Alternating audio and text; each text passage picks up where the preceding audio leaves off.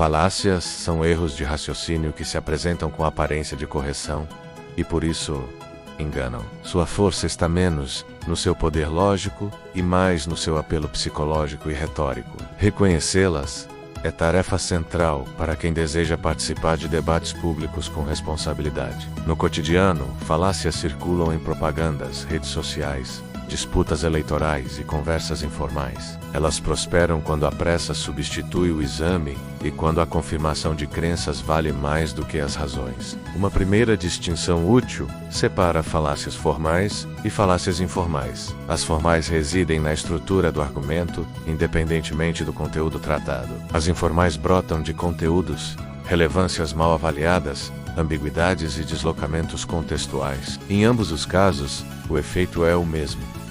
A conclusão parece sustentada, mas não está. No caso das formais, um padrão típico é inferir indevidamente exclusões a partir de alternativas não excludentes. Nas informais, um padrão recorrente é atacar pessoas em vez de examinar as razões que elas apresentam. Essa estratégia desloca o foco do mérito do argumento para características irrelevantes do interlocutor. Outro recurso falacioso frequente é a criação de falsos dilemas, reduzindo opções complexas a extremos artificiais. Tais empobrecimentos do leque de possibilidades forçam escolha sob premissas equivocadas. Também é comum o apelo à ignorância quando a ausência de prova contrária é tomada como prova a favor. Essa inversão do ônus argumentativo desresponsabiliza quem afirma e sobrecarrega quem questiona. Há ainda falácias baseadas no apelo à emoção, que instrumentalizam sentimentos legítimos para deslocar o crivo racional. Embora emoções façam parte da vida, elas não substituem a necessidade de justificação. O risco é que a comoção se torne critério de verdade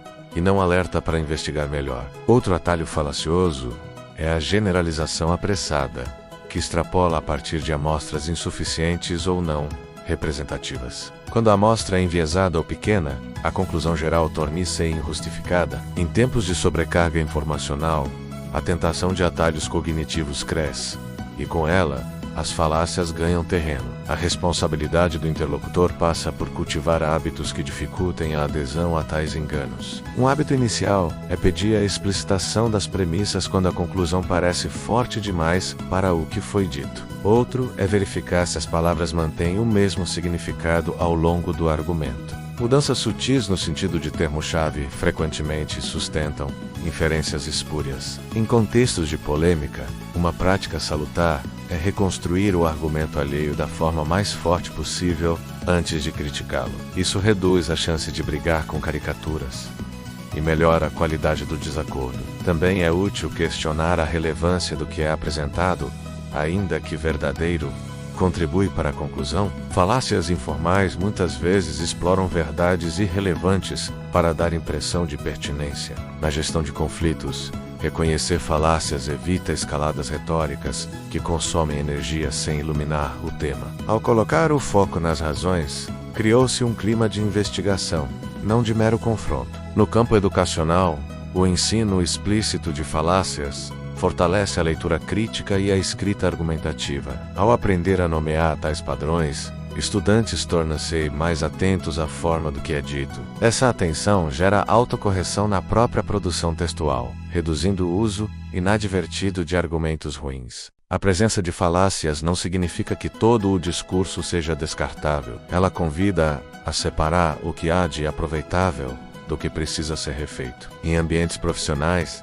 decidir com base em argumentos falaciosos tem custos altos e reputação fragilizada. Por isso, protocolos de decisão costumam exigir justificativas rastreáveis e critérios explícitos. O mesmo se aplica à vida pública, em que políticas demandam razões publicamente escrutináveis. Quando falácias dominam, a confiança social se deteriora e a cooperação diminui. A cultura do argumento responsável funciona como antídoto para esse processo de erosão. Uma estratégia concreta é instituir perguntas padrão que exponham falácias à luz do dia.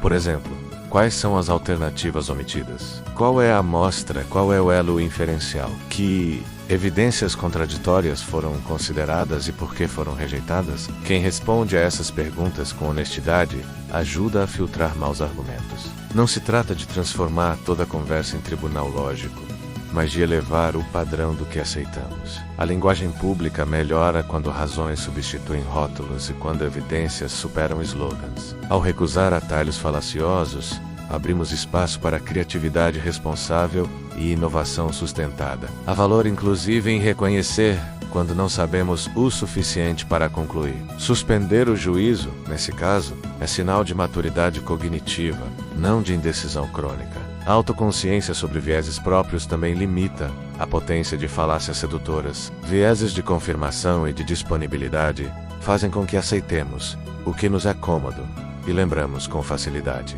Saber disso nos torna mais cautelosos e menos suscetíveis a conclusões precipitadas. Em suma, falácias não são apenas curiosidades acadêmicas, mas desafios práticos do convívio social. Combatê-las requer alfabetização argumentativa, hábitos de verificação e um ethos de responsabilidade. Esse ethos combina coragem para discordar com generosidade para ouvir e precisão para formular.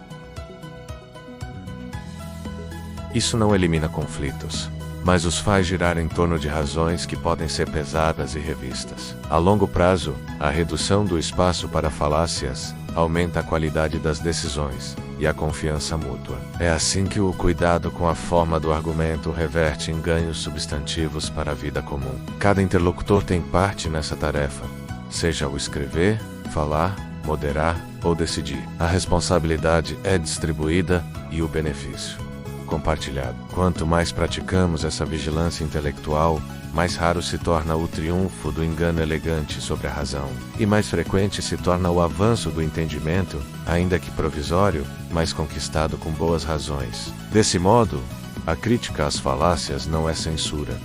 É cuidado com a integridade do pensamento, cuidado que honra o interlocutor ao tratá-lo como parceiro de uma investigação comum, e que honra também a verdade recusando elevá-la sobre fundamentos frágeis. Nessa prática, ganhamos todos, leitores, autores, cidadãos e instituições, pois é da qualidade do argumento que depende em boa medida a qualidade das escolhas que fazemos. Se a falácia é um curto-circuito da razão, a educação lógica é o disjuntor que impede incêndios intelectuais. O investimento nesse disjuntor deve ser permanente, atento e intergeracional, porque novas formas de engano surgem com novas tecnologias e formatos de discurso, e porque a imaginação humana é tão fértil para criar como para justificar. Por isso, o antídoto não é apenas listas de falácias, mas a virtude de pensar com disciplina. Virtude que integra conhecimento técnico, hábitos de verificação e respeito à complexidade. Só assim manteremos aberto o espaço público da razão, no qual argumentos, e não ruídos, orientam nossas escolhas. A responsabilidade do interlocutor é, portanto, o eixo ético dessa tarefa. Ela nos convoca a rejeitar a astúcia que vence, mas não esclarece, e a preferir a prova que convence, por mostrar. Esse é o caminho paciente de uma conversa adulta, que sustenta a esperança de aprender mesmo em desacordo, e é nele que o combate às falácias encontra sua razão mais alta, preservar a dignidade do pensar.